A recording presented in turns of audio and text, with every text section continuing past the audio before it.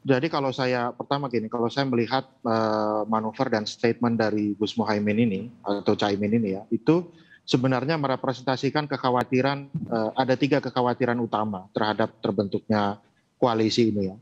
Yang pertama itu adalah tiketnya ini sebenarnya buat siapa kan begitu. Hmm. Jadi apakah ketum-ketum parpol ini yang tergabung di dalamnya yang sebelum PKB masuk ya, ini cukup percaya diri untuk mengusung para ketumnya.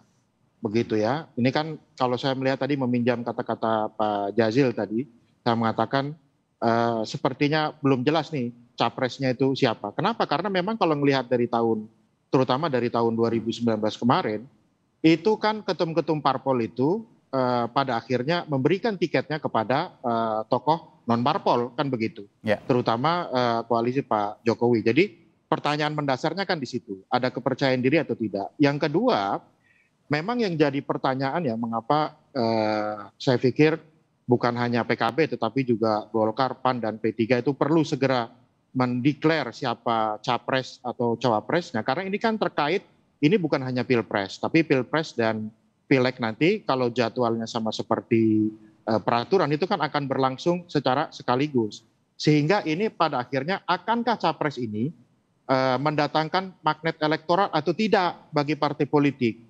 Jadi kita ingat misalnya kemarin waktu 2019 lalu, hampir seluruh partai yang tergabung itu ingin menjadikan Pak Jokowi sebagai magnet elektoral bagi partainya. Tapi kan ternyata nggak bisa, hanya PDIP. Kotel Jadi efek ya, efek ekor jas. Ya, kotel efeknya itu begitu. Jadi ya kalau apa namanya Gus Jadi teori, Muhaimin, Anda mengatakan teori itu jangan yes, dipakai lagi, itu menguntungkan bagi partai aslinya.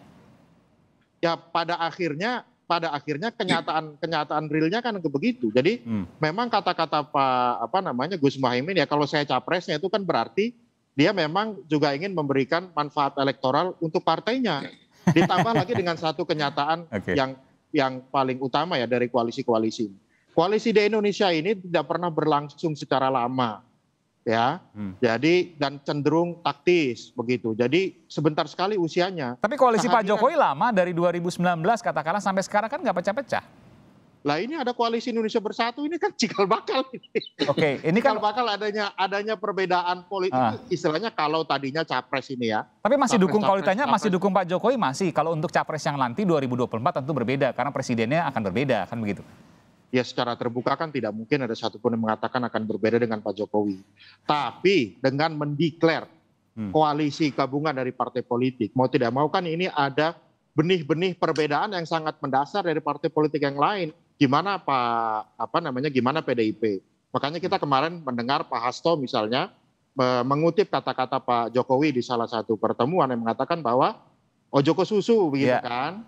Jadi bahwa sekarang ini sedang ada problem besar di dunia. Jadi itu menurut saya sinyal-sinyal begitu. Jadi langkah Pak Gus Muhaimin ini mencerminkan 3 hal itu. Apa yang Anda baca ini menarik.